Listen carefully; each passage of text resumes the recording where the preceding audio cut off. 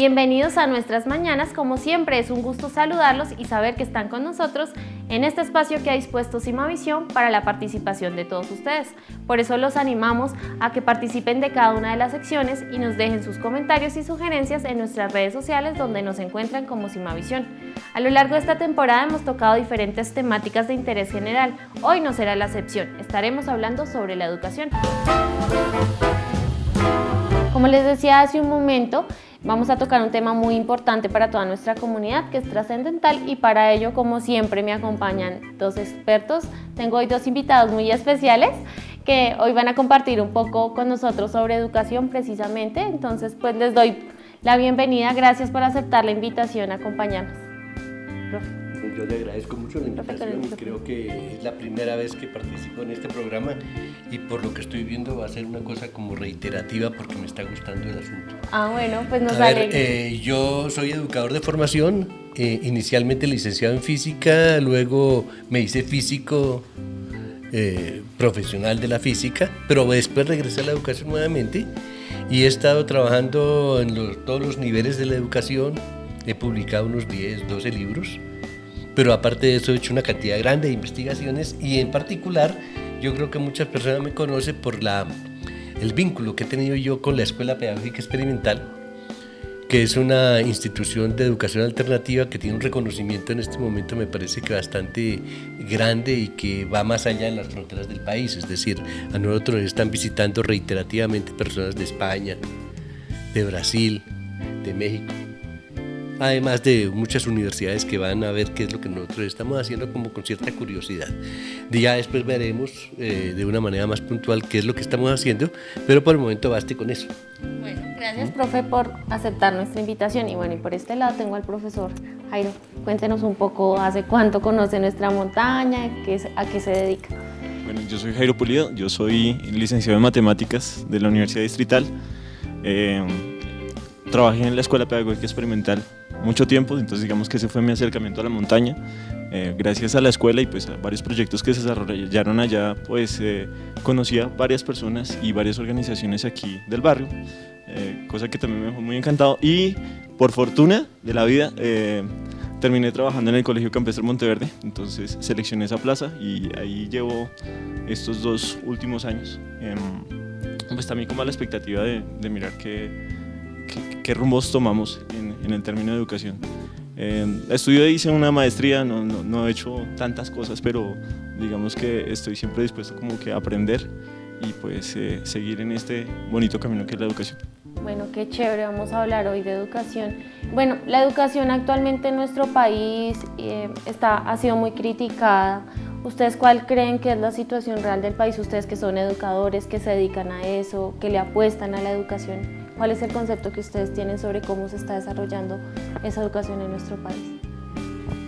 Pues a ver, la dinámica, la estructura de nuestro sistema educativo en Colombia es muy parecido al sistema educativo de todos los países del mundo. Igual de malo. Y lo podría sustentar dentro de un momento porque digo igual de malo. El problema que tiene adicionalmente nuestra educación es que es supremamente inequitativo.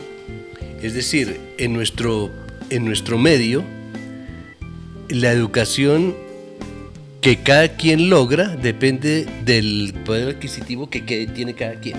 Entonces hay personas que tienen mucho dinero y van a escuelas muy bonitas y grandes y qué sé yo, y hay otros que no tienen dinero y entonces van a unas escuelas miserables, o si se quiere, no van a ninguna escuela. O sea, en Colombia más que en muchos otros países del mundo, yo creo que Colombia está entre los 10 países que tienen una educación más inequitativa del mundo. En Colombia, decía yo, la educación por esa característica de la inequidad es terriblemente, digámoslo así, mala. Pero por otra parte tiene los problemas que tiene toda la educación del mundo. Por ejemplo, en este momento la educación se está centrando en lo que es la instrucción y muy poco en la formación. Entonces aquí lo que se trata muchas veces es de tener muy buenos ingenieros, muy buenos arquitectos, muy buenos médicos, qué sé yo. No importa que esos ingenieros, esos médicos, esos arquitectos sean ladrones, ¿cierto? Y ahí hemos tenido una cantidad de ingenieros y hemos tenido una cantidad de arquitectos que han hecho obras fabulosas en Colombia, que son referentes para el mundo y que sin embargo están en la cárcel porque son ladrones. Y a nosotros nos interesa mucho el problema de la corrupción. La escuela no hace mucho frente a eso. La escuela dice que se lo deja a la familia, a los padres, pero la familia y los padres por una parte no tienen tiempo de eso y por otra parte pues normalmente los niños aprenden lo que es la familia, la manera de comportarse los padres, y entonces si llegan a ser lo que son es porque en la familia de alguna manera han tenido un punto de partida que los ha llevado hacia allá. Como para resumir el asunto, lo que digo es lo siguiente: el sistema educativo de todo el mundo es un sistema pésimo. Nuestro sistema educativo es todavía peor por el elemento de inequidad tan grande que tiene. Y uno de los elementos que yo diría que son más graves de los sistemas educativos es el énfasis que se tiene en la instrucción, o sea, en formar profesionales, y el olvido lamentable que se tiene en lo que es la formación, la educación, o sea, la creación de buenos ciudadanos. Profe Jairo. Yo creo que, digamos que otra dificultad que también atraviesa la educación es la falta de iniciativa. Entonces, siempre estamos esperando que nos digan cuál es la fórmula secreta para hacer las cosas. En ese sentido, pues, este sistema de educación colombiano, y pues yo creo que también muchos, intentan buscar otros sistemas de educación en otros países, pues tratando de copiar esos modelos y tratar de adaptarlos acá. Eso tiene sus serias consecuencias, y es que no estamos pensando en nuestro territorio, en nuestras personas, en nuestros problemas, y eso hace que pues traer una cosa importada que no va a tener la misma incidencia acá, pues no va a tener buenos resultados. Digamos que esa influencia del sistema también mundial económico, consumista, y en este momento en el que estamos por la competencia y que cuál es el mejor y que alcancemos buenos resultados, pues también tienen sus matices, digamos, en el tema de educación, y pues traer los modelos pues para ser efectivos y competir contra otros países hace que olvidemos muchas veces lo importante que es comprometernos con nuestras realidades y con nuestras personas y con nuestra cultura. Ustedes dos nos comentaban al inicio del programa que han estado muy vinculados al tema de la educación alternativa. ¿Por qué no contarle a los televidentes qué es esto de la educación alternativa? ¿Cómo es que surge esta nueva apuesta? A ver, yo creo que no existe una educación alternativa, sino que cada expresión de educación alternativa es completamente distinta a las otras. O sea, no podríamos hablar en ese sentido de la educación alternativa, sino las educaciones alternativas. Eso por una parte. Por otra parte, para poder tipificar qué es lo que es la educación alternativa, tendríamos que caracterizar alternativo frente a qué. ¿Qué es lo que es alternativo? Y yo creo que la manera más precisa para describir lo que es la educación tradicional, o sea, no alternativa, es decir que es la educación que está determinada por un currículum. ¿Qué es un currículum? Un currículum es un listado de objetivos que se propone el sistema en términos de aprendizajes. Es una estipulación de los métodos que deben seguirse para obtener esos aprendizajes, y es un enunciado de qué tipo de pruebas deben hacerse para corroborar si se lograron o no se lograron los resultados. O sea, se establecen los contenidos, se establecen los métodos y se establece el sistema de evaluación. Eso en líneas generales es un currículo. La educación alternativa dice no al currículo. Dice no al currículo. ¿Y por qué dice no al currículo? Y ahí es donde hay una gran diversidad, es una gama terriblemente grande de posibilidades de decir no. O sea, en particular, a mí me parece, uno debería decir no al currículo porque es científico. O sea, es desactualizado, no corresponde a lo que en la actualidad se entiende por ciencia, por conocimiento, por individuo, por aprendizaje. Por ejemplo, el currículum usual, como establece cuáles son los contenidos que deben aprenderse, entonces hace que el estudiante aprenda de memoria esos contenidos, ¿ya? Entonces no importa que entienda o no entienda lo que aprende, lo que importa es que lo diga de memoria, y eso es lo que le preguntan en los exámenes. En los exámenes le preguntan por cómo se hace esta factorización en álgebra, o cómo se resuelve esta ecuación, este problema en física, o cómo se hace esta reacción en química, y todas las cosas que se está preguntando son asuntos que tienen un procedimiento perfectamente bien establecido que el estudiante debe memorizar y debe ejecutar, así no lo haya comprendido. Entonces yo diría que ese es uno de los lastres que tiene la escuela, que en su concepción está mirando hacia el pasado, porque está mirando hacia unos contenidos que ya existen y se le olvida el futuro, y es en qué tipo de problemáticas va a vivir el estudiante, y más aún el presente, en cuanto no sabe qué problemas se están viviendo en la actualidad. O sea, la escuela está anclada en el pasado, es lo primero con respecto a los contenidos. Con respecto a los métodos, como lo que se va a aprender es algo que ya existe y está establecido, el método es fundamentalmente de repetir y memorizar. Ya encontramos a los niños de 3 años repitiendo y memorizando, y a los doctores que se gradúan en las universidades repitiendo y memorizando, aprendiendo desde chiquitos, y se les fue enfatizando, se les fue insistiendo en eso, y finalmente cualquier persona cree que aprender es repetir y memorizar.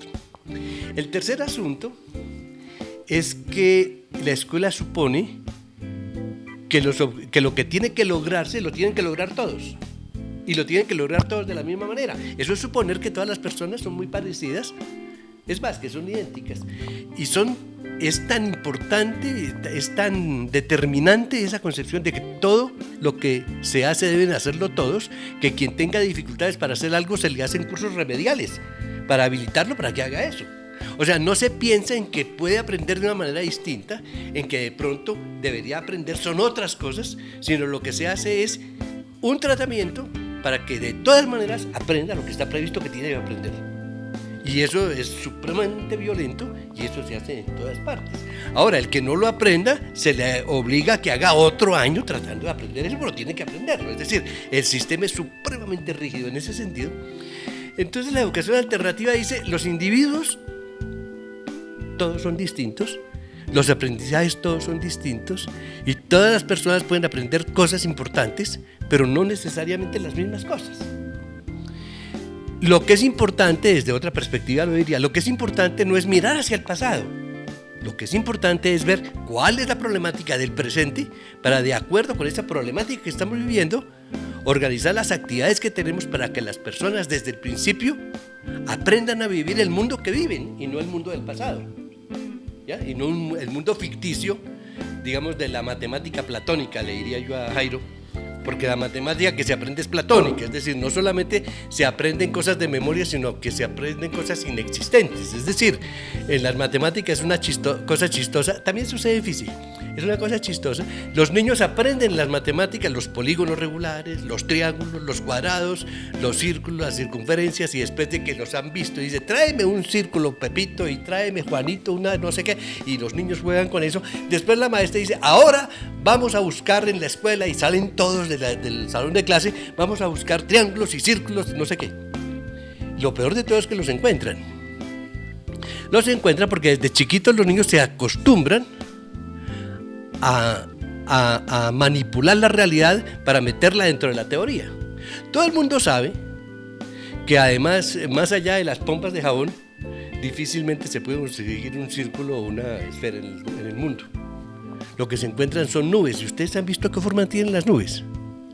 Lo que se encuentra son árboles, y han visto las formas de los árboles. Lo que se encuentran son las montañas o las costas, y saben, o las olas. ¿Y saben qué forma tienen las olas y las costas y las montañas y los árboles y las nubes? Fractales. Pero no, en la escuela los fractales no existen, siendo que son la realidad, digámoslo así. La geometría más cercana del niño es el fractal. Sin embargo, los niños aprenden los triángulos, los polígonos, los círculos, los cuadrados, ya son cosas que no existen. Entonces, lo que se aprende en la escuela es una matemática o una geometría que estudia las formas de objetos inexistentes. Nosotros los llamamos objetos platónicos. Y después tratamos de meter el mundo dentro de ese mundo platónico. Y eso sucede en física. En física se resuelven una cantidad de problemas sin fricción, sin turbulencias, sin ninguna de esas cosas, ¿ya? En un mundo sin fricción y sin turbulencias, sin ninguna de esas cosas que no existen. Entonces lo que se aprende en la clase de física sirve únicamente para resolver los problemas que están en los capítulos de los libros de física, que son problemas que no tienen nada que ver con el mundo que estamos viviendo. ¿Ya? Entonces esas son, digamos así, mis quejas. ¿Qué es lo que se busca con la energía alternativa? Ya empezaba yo a decirlo, pensar que la escuela debe estar comprometida con el contexto, pensar que la escuela debe estar comprometida con el hoy y no con el pasado, pensar que los contenidos en ese sentido deben elegirse de acuerdo con los contextos, de acuerdo con las posibilidades, pero también de acuerdo con lo que estamos viviendo. Pero el problema complicado es que nuestra escuela, las escuelas, tienen maestros. Y los maestros han sido educados en las universidades. Y a las universidades todavía no ha llegado ni la física relativista, ni el indeterminismo de Heisenberg, ni la teoría de sistemas de Wiener, ni la teoría de cibernética de von Foster, ni Maturana y sus concepciones de conocimiento, ni los fractales de Benoit Mandelbrot. Eso no ha llegado todavía a las escuelas donde se forman los maestros. Entonces los maestros no pueden hacer otra cosa sino lo que les enseñan. Y entonces estamos perdidos. Ya se quiebra todo. Bueno, ya el profesor Dino nos hizo como un panorama muy amplio. Pero, profe, nos contaba que usted estuvo vinculado a la EPEI y luego ahora está en el Colegio Campestre Monteverde. ¿Cómo es ese cambio en el sistema educativo o cómo ha logrado adaptar, digamos, la experiencia que tiene la EPEI a poder enseñar matemáticas en el colegio? Todo el mundo me decía, uy, el choque que va a tener usted va a ser durísimo porque pues, pasar de la escuela pedagógica experimental a una institución que hace parte de un sistema tradicional, que va a ser muy difícil. Sin embargo, yo creo que también todas las instituciones son diferentes y a pesar que el Colegio Campestre Monteverde hace parte de una institución pública, las cosas que se hacen ahí son, pues uno puede hacer, tiene libertad de hacer cosas. Yo quería referirme a algo, pues refiriéndome también a lo de las educaciones alternativas, y es que algo que se preocupa mucho el Estado es en mantener el control. Entonces, esa desconfianza para lo que no conoce se replica también en lo que hacen los maestros y en lo que hacen los padres y lo que hace la sociedad. Entonces, solamente vamos a estar en ese espacio que conocemos. Salirse de esa zona de confort a lo que no conocemos es bien complejo. Entonces, por eso es que están unas ciertas organizaciones, organizaciones de cursos, organizaciones de contenidos cuando hablamos de currículo. Y lo que se sale de ahí, pues mejor no nos metamos porque no conocemos. Entonces, eso es lo que no hacen los espacios alternativos y eso es lo que hace la escuela. Metamos en donde no conocemos, la Escuela Pedagógica Experimental. Y el Campestre Monteverde tiene unos personajes, y hablo de maestros, hablo de estudiantes y hablo también de vecinos que hacen muchas cosas que uno dice, ¡ay, qué chévere poder hacer esas cosas ahí! Entonces, no me ha sido difícil, porque pues decirlo en estos términos, hago lo que se me da la gana. Yo estoy muy feliz con eso. No necesariamente tengo que cumplir con, no sé si después eso vaya a tener consecuencias en mí, pero bueno, no tengo que cumplir con que para el primer periodo entonces tienen que haber visto este tema y este tema. No, yo sí digo, no, ¿por qué no metemos a los chinos en otro proyecto? ¿Por qué no vemos otras cosas que la gente pensaría que no tienen que ver con matemáticas, pero sí lo tiene que ver? Porque las habilidades que uno está desarrollando y aplicando ahí, pues yo lo hago. Y en ese sentido sí creo que me he movido en este tiempo y pues estoy feliz con eso. ¿Qué día estuvimos invitados al foro educativo distrital, pero en la fase de los encuentros locales? Y llegamos a un colegio en donde se iban a hacer las presentaciones. Cuando entramos al salón, íbamos con algunos maestros aquí en Monteverde, lo primero que vimos fue las filas perfectamente distribuidas, entonces los puestos estaban uno detrás de otro, y uno decía, uy, aquí solamente entra uno, ya me siento como cohibido en ciertos aspectos. Cuando uno entra aquí, pues hay dos visiones. Uno podría ver en ciertos espacios eso es un desorden, porque los muchachos se hacen donde quieren, hay mesas de trabajo, se pueden hacer en grupos, se pueden hacer por aparte, pero yo creo que en ese caos es donde se pueden aprender ciertas cosas. Obviamente hay que, digamos que tener presente muchas variables para poder potenciar esas habilidades en los muchachos, y a veces no es sencillo, sobre todo porque estamos en una cultura en donde necesitamos ese policía que nos diga qué hacer, pero así como dijo Dino hace 40 años cuando participó en esa formación, en esa creación de la Escuela Pedagógica Experimental y que luego lo concretó en escritos, otra escuela sí es posible. Y yo creo que muchos maestros están haciendo cosas que permiten creer que esa escuela sí es posible. Solo que, como son instituciones que pertenecen a un sistema de educación pública y pues que está, digamos que, delimitada por ciertas políticas, pues toda la escuela no se puede pensar así, sino son las acciones de ciertos maestros o ciertas propuestas de investigación o personas que vienen a proponer cosas que, digamos, que hacen ciertos matices que se pueda pensar en otra escuela. Hace falta pensar que toda la institución, todo el engranaje permita hacer ese tipo de cosas, y es lo que digamos, se han evidenciado en algunas instituciones, algunas experiencias como la Escuela Pedagógica Experimental y otro poco de experiencias que tuvimos la fortuna de conocer gracias a un evento que hizo digamos que la Secretaría de Educación hace como 2 años, un año, cuando sí, hizo la Semana de Educaciones Alternativas, y pues que una política pública esté potenciando una Semana de Educaciones Alternativas, uno dice, uy, chévere. Entonces, por un lado están unos esfuerzos de queremos hacer cosas así, pero no nos dejan, pero digamos que se puede, y digamos lo que quiero hacer énfasis en ese aspecto es que sí es posible. Ok, bueno, pues comienza muy bien nuestro programa. Digamos que el sentido que tiene nuestro magazine es poder compartir de estas nuevas experiencias, de estas nuevas apuestas, de educar también a nuestra comunidad.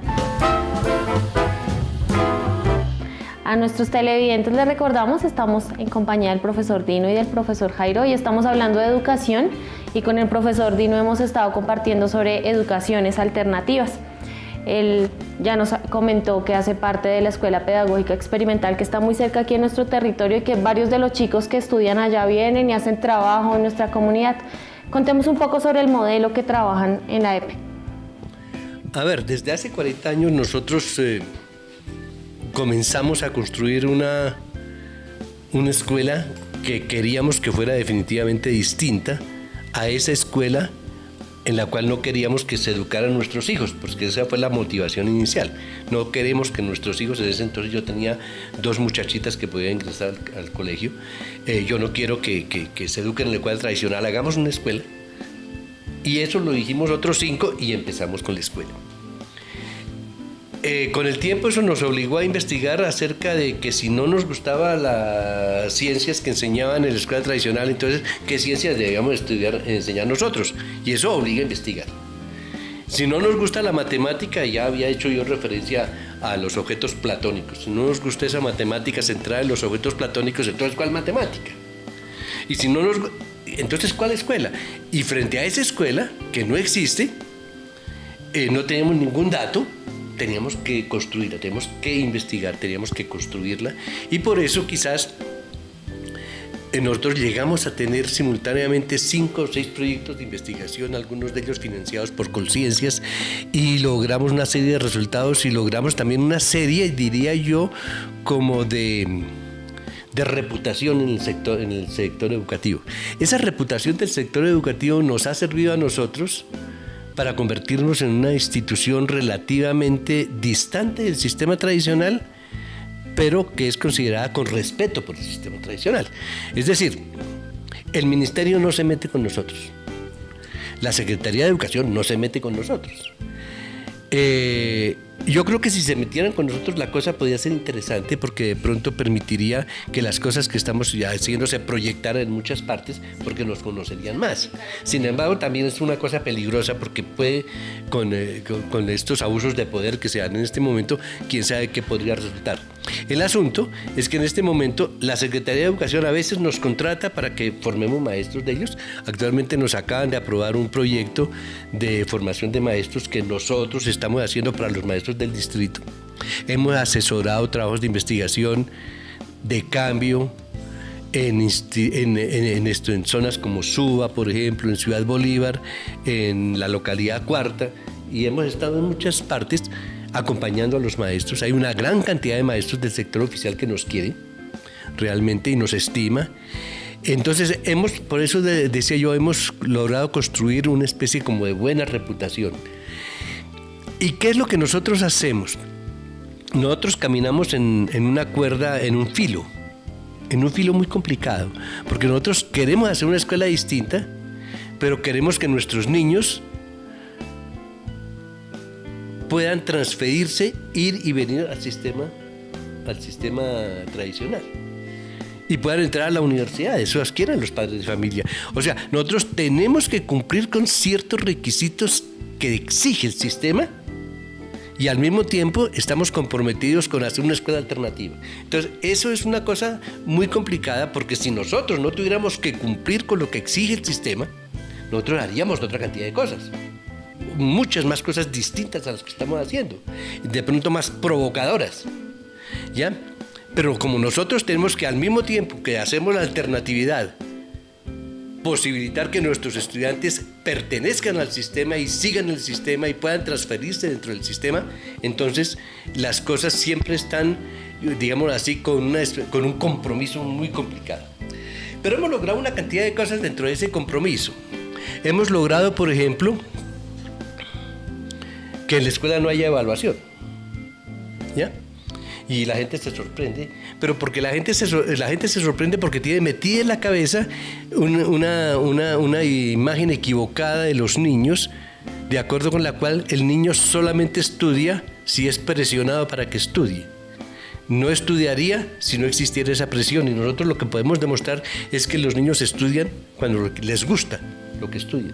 Y que el compromiso que resulta del gusto, del interés del niño por las cosas es mucho más fuerte que el compromiso que podría devenir de las notas. Y entonces los niños se mantienen interesados en las cosas independientemente de que no tienen calificaciones y notas. Entonces lo primero es que no tenemos evaluación. Otra cosa es que no tenemos manual de convivencia, ¿ya?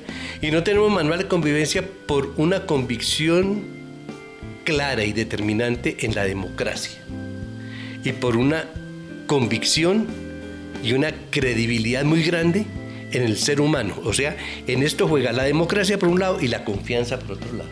Nosotros estamos convencidos de que los niños, inclusive que los maestros, porque tampoco tenemos reglamento para los maestros, y que los conductores, porque tampoco tenemos reglamento para las personas que trabajan ahí, y que el jardinero y el carpintero, no, tampoco tienen reglamento. Nosotros no tenemos reglamento de nada.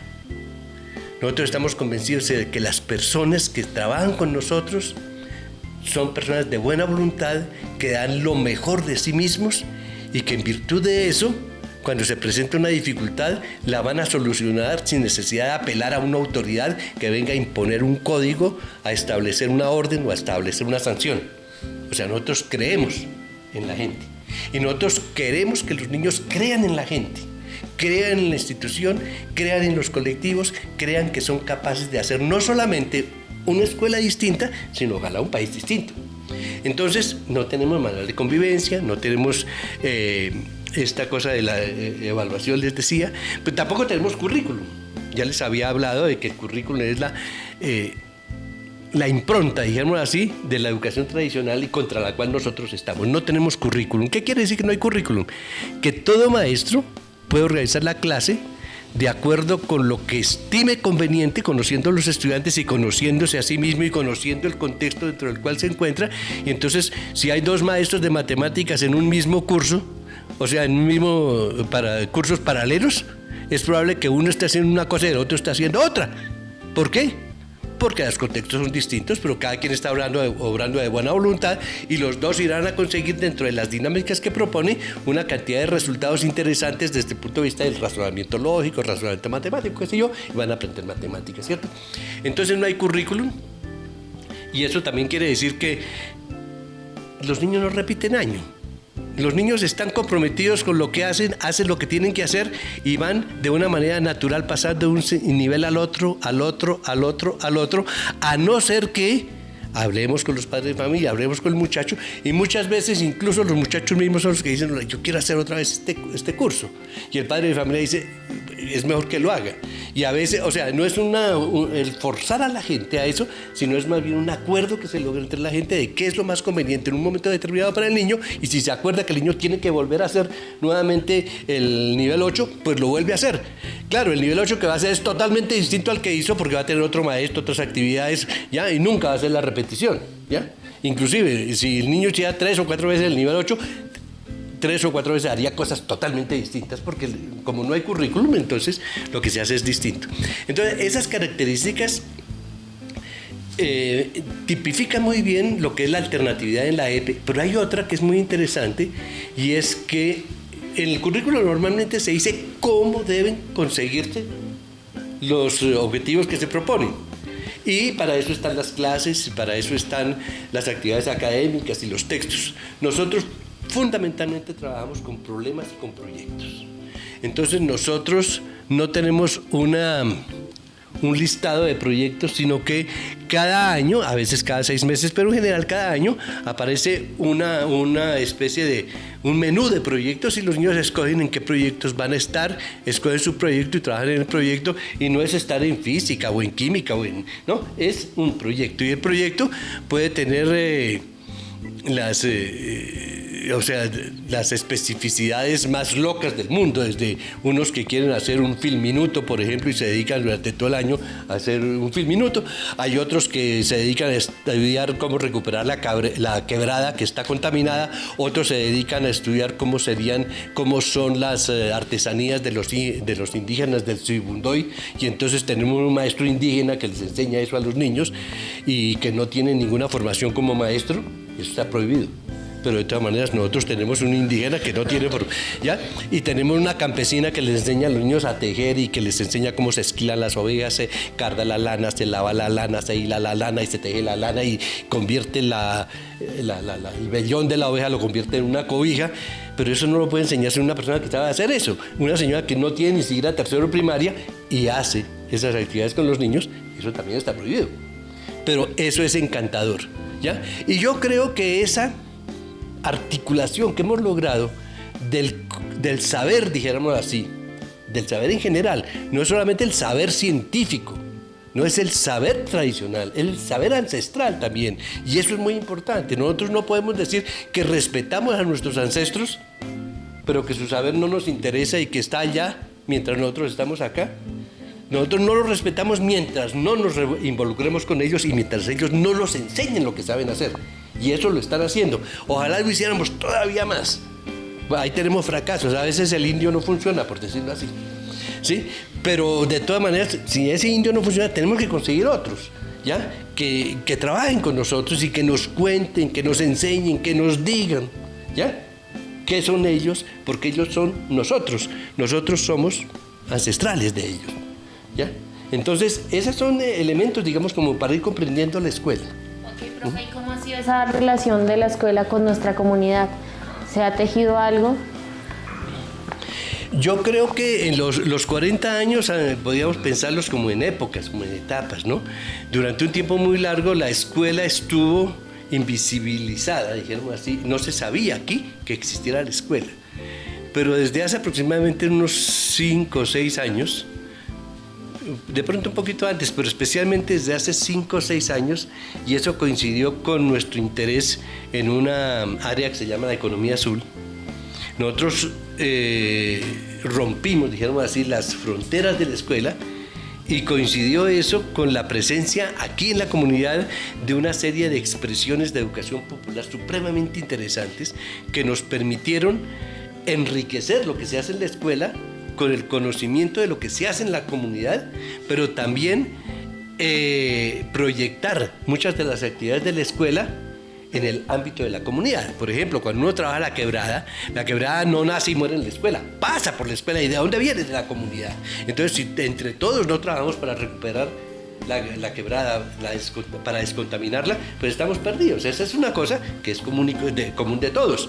Y lo mismo sucede con otro tipo de problemáticas, como por ejemplo la defensa de los cerros orientales desde la perspectiva de lo que hizo el Consejo de Estado, ¿no?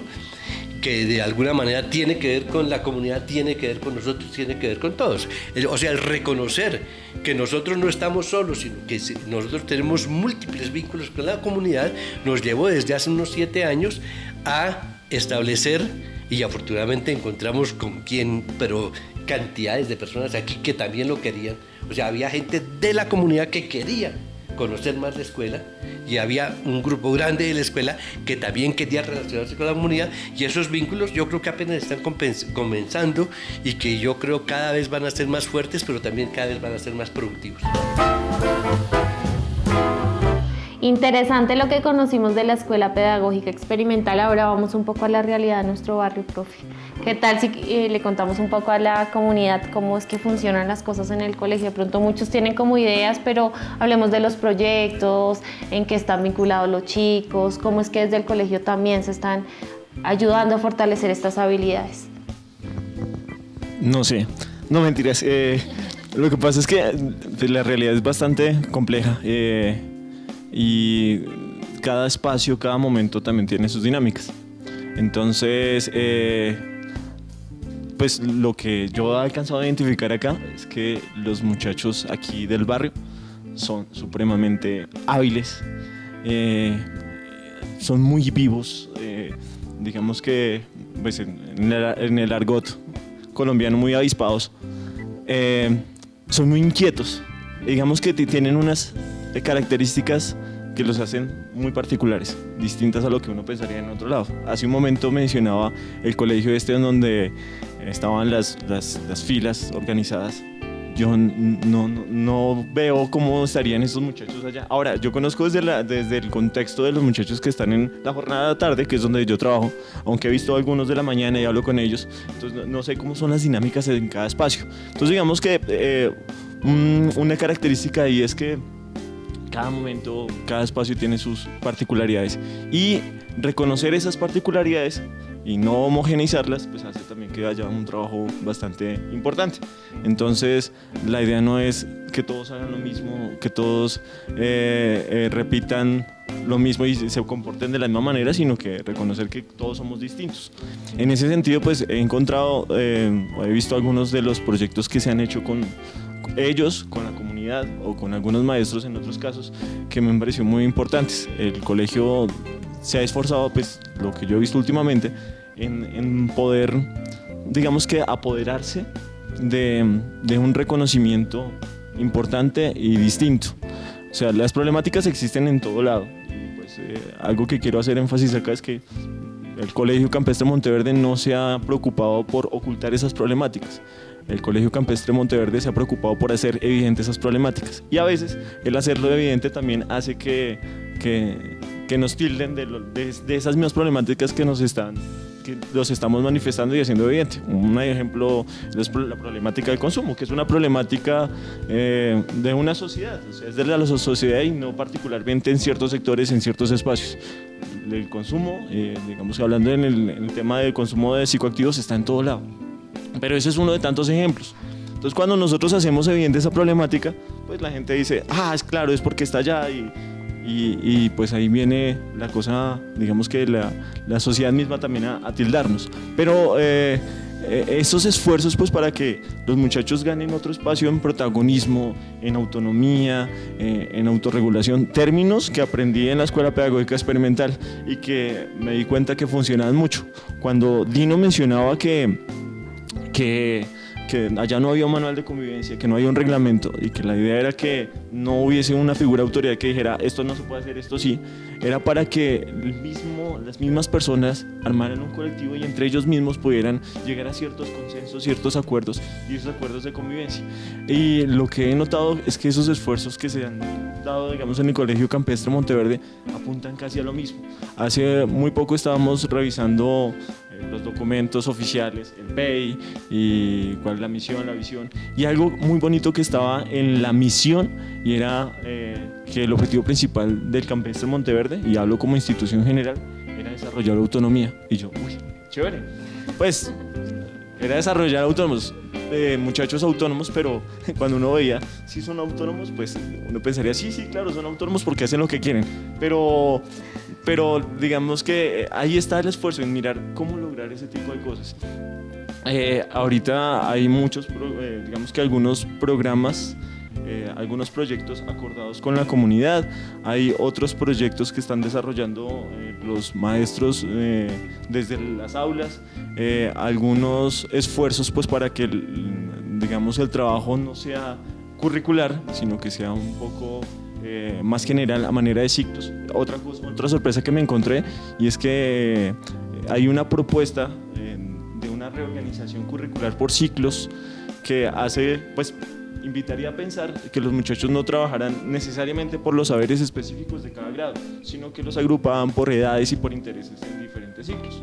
Y uno decía, pues esto debería ser así chévere, aunque uno va a la realidad y pues se supone que es una política general y pública para todo el país, pero cuando uno va a la realidad no se da, porque está ese miedo como que sí, ¿cómo lo hago? Pero es que nadie me dice exactamente cómo es, entonces no me atrevo a hacerlo. Y ahí está esa tensión de si lo hacemos o no lo hacemos. Sin embargo, las mismas evidencias del resultado de los muchachos y el compromiso que se logra cuando ellos se sienten atraídos hacia sus intereses y comprometidos a algo que quieren lograr, pues es muy importante. Y pues aquí sí, digamos que le doy crédito también al trabajo que hicieron con ustedes en Canal Simavisión, y un ejemplo de eso fue el compromiso que se logró, que ustedes propiciaron ese espacio y que los mismos muchachos hicieron con el programa Mejor Enfocados, que después yo creo que estará rodando por ahí, o que ya están por ahí en el canal. Entonces es eso, hay muchos proyectos también. Hay un espacio el colegio hace poquito le donaron un telescopio, entonces tenemos ahí un telescopio con el que podemos hacer observación astronómica, y uno de los maestros que están liderando eso ha hecho convocatorias públicas. No ha llegado mucha gente a ver, pero por ejemplo que el día del eclipse solar pudiésemos haber proyectado, no visto directamente el sol porque digamos que tenía consecuencias en los ojos, pero sí buscar estrategias de proyectarlo ese día, y un día no está despejado, saquemos el telescopio y miremos qué se puede ver. Él desde la tarde, pero a veces sí lo saca y tiene tiempo, entonces invita a los de la noche. Si la gente que está ahí pasando por enfrente del colegio los invitan, hey, estamos haciendo observación, eso es supremamente bonito. Entonces ese tipo de acciones hace que vemos que hay muchos proyectos que están realizando el colegio, y que sería importante vincularnos un poquito más con la comunidad, tanto de afuera para adentro como de adentro para afuera. Bueno, muy interesante. Bueno, y a los televidentes también les cuento que muchos de los jóvenes que están en el colegio son artistas, tienen muchos talentos, y encontramos una de las personas que más apuesta le ha hecho por fortalecer sus habilidades. Está en el colegio, pero también está en muchas de las oportunidades que se ofrecen en nuestra comunidad. Bueno, después de conocer un poco del panorama de cómo se está dando las educaciones alternativas, y también de cómo se ve este modelo en nuestro barrio, en nuestro contexto, ¿qué tal si hablamos de alguien importante en este proceso educativo de los chicos, y es los padres? Creo que desde los dos modelos los padres tienen una responsabilidad muy importante en la educación de sus hijos, en acompañar todos estos procesos de aprendizaje. ¿Qué les podemos decir a los papás? Decir a los papás, la cosa es complicada.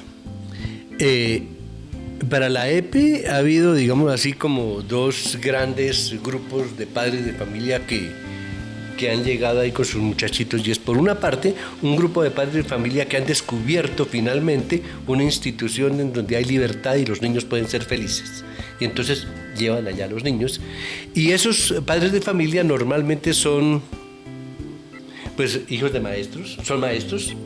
Esos padres de familia son intelectuales, son artistas, son profesionales, digamos así, descontentos con el entorno. Muchos de ellos podría decir que son de izquierda, gente que está buscando cosas nuevas.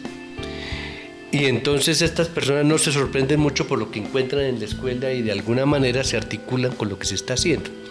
Y hay otro grupo de padres de familia, voy a llamar al grupo de los despistados, ¿ya?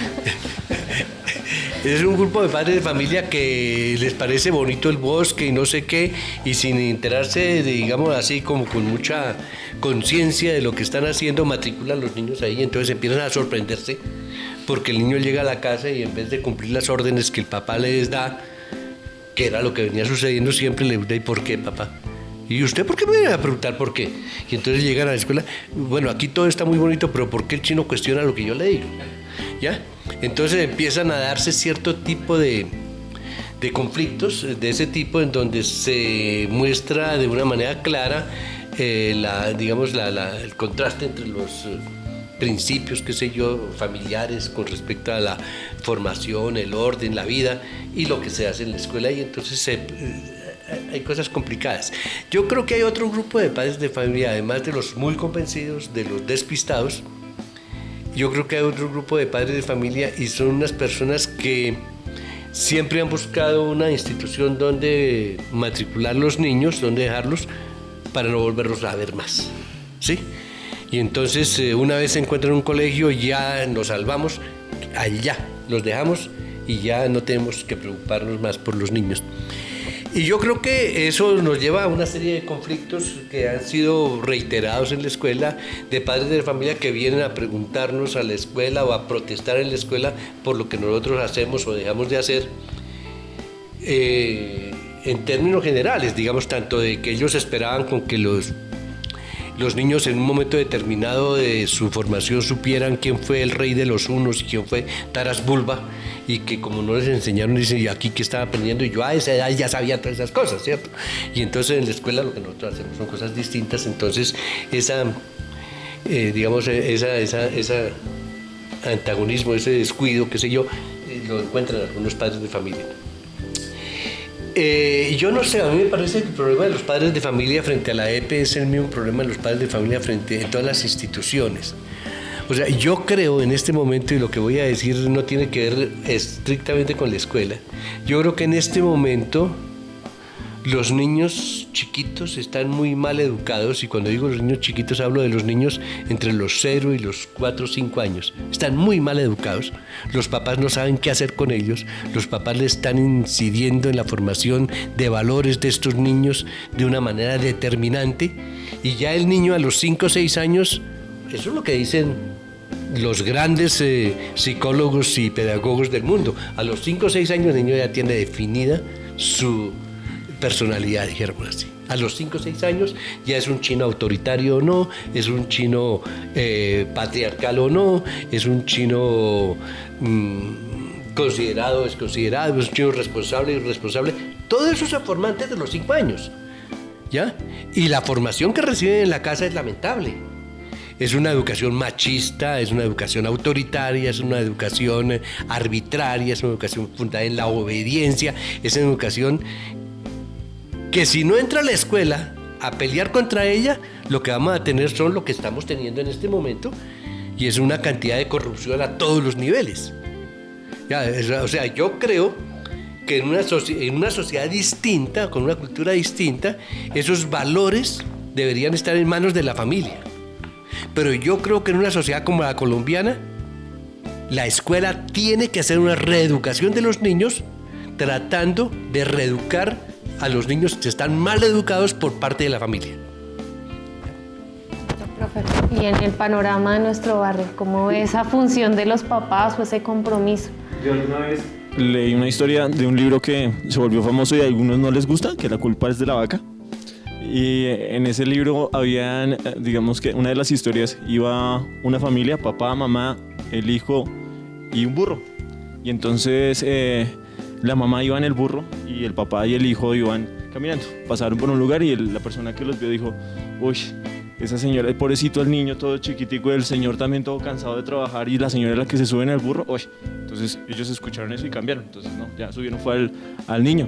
Entonces iba el papá, la mamá caminando y el burro llevaba al niño.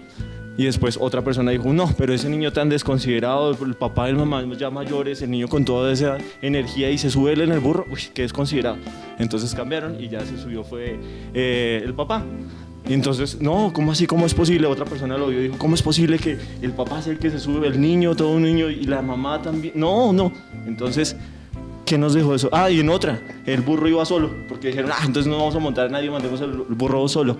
Y otra persona vio y dijo, tan bobos, los tres caminando y el burro ahí solo en lugar de subirse a alguien ahí. Entonces, eso era, digamos que, una reflexión que en ese momento pues, me gustó, porque es de acuerdo a la perspectiva que tenía cada persona. Y yo siento que uno de los problemas graves que tenemos es que cada quien tiene una visión distinta, y en este momento, digamos que aterrizado al contexto de la educación. Los papás piensan una cosa, los niños piensan otra, los maestros piensan otra, la comunidad piensa otra, y entonces aquí ¿cómo nos ponemos de acuerdo? Y en ese sentido es muy fácil llegar a criticar sin conocer, digamos, ponernos de acuerdo en una misma situación. Eso nos pasa con las familias y con el colegio y con y con todo, porque yo siento que tenemos un problema y es de espacios para poder conversar y llegar a compartir ciertas visiones. Entonces, a la falta de estos espacios, pues nos llevamos con el imaginario que cada uno tiene, y si nos llevamos con ese imaginario, pues no vamos a poder compartir ni podemos construir una propuesta eficiente en la formación de estos muchachos.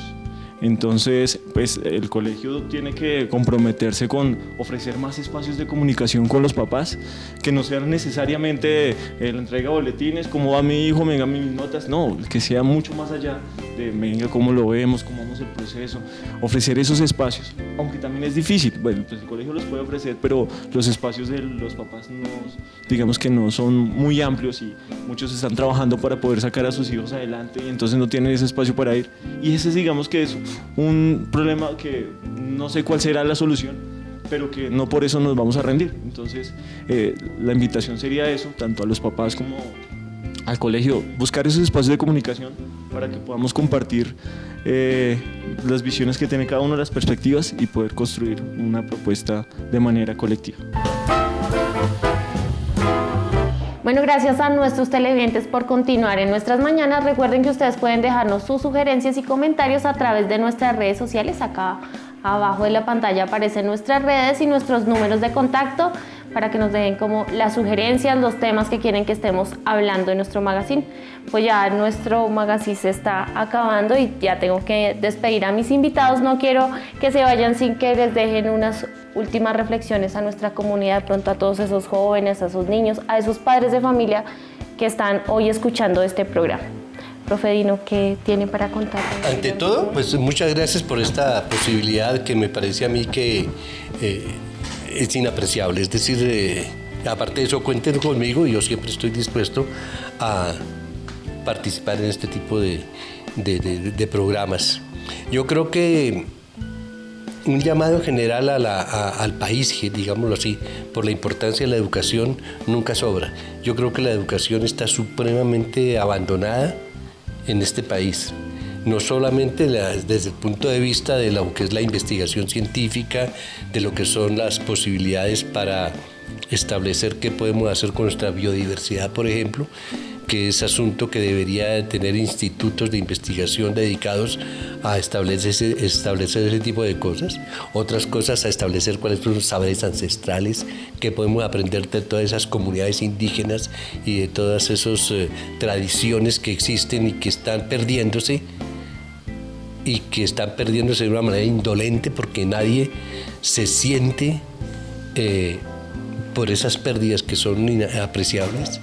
Yo creo que la educación es definitivamente fundamental en todos los niveles, y yo creo que todo lo que podamos hacer por la educación vale la pena hacerlo. Yo creo que inclusive así nos estemos equivocando, no importa, porque es que de los errores es de donde surge el conocimiento, de los errores surgen las soluciones. Yo creo que si no nos equivocamos no podemos hacer nada, tenemos que echar para adelante, así nos estemos equivocando. Entonces yo los invito a todos a que tratemos cada quien desde su trinchera, diría alguien, cada quien desde su vida cotidiana, cada vez desde sus posibilidades.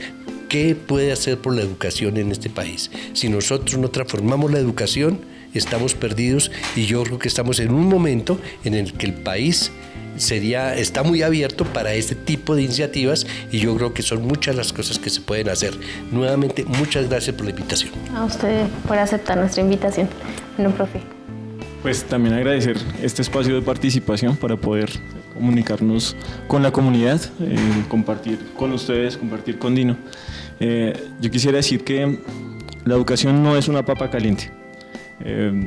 Hemos escuchado la expresión de la educación empieza en casa, otra frase que el hombre nace bueno y la sociedad lo corrompe, o si no otra en donde dicen que el colegio es el que se encarga de la educación, y si estos muchachitos están mal criados por culpa del colegio. Entonces no es una papa caliente, la educación es un tema que nos compete a todos, y pues en ese sentido es importante que reflexionemos que entre todos debemos educarnos, y es más, uno se educa también, se autoeduca. Entonces tengamos cuidado con lo que nos vamos a educar y pues tengamos eso como punto de referencia. No nos centremos los esfuerzos en resaltar lo malo, reconozcámoslo, pero centremos los esfuerzos en reconocer lo bueno, las habilidades, las potencialidades, y seguro que si vemos más lo bueno que lo malo, vamos a tener un buen resultado. Muchas veces la gente ve el noticiero porque van a pasar las noticias así, las caóticas, las amarillistas, es que pasó tal cosa, y ahí sí vemos las noticias. Pero no, veamos también las noticias cuando, bueno, si es que lo pasan. En este canal yo sé que sí, nosotros no sé. Esas noticias en donde apuntan a las personas que están haciendo cosas diferentes, a lo bonito que se está haciendo. Y seguro que cuando nos enfoquemos más hacia esas cosas, entonces vamos a tener buenos resultados. Entonces, muchas gracias. Bueno, gracias a ustedes por esas reflexiones que hoy dejan en nuestra comunidad. Y hasta aquí nuestra entrega de hoy. Gracias por acompañarnos. Recuerden que estamos llegando al final de nuestra primera temporada, así que los espero dentro de 8 días en nuestras mañanas. Chao.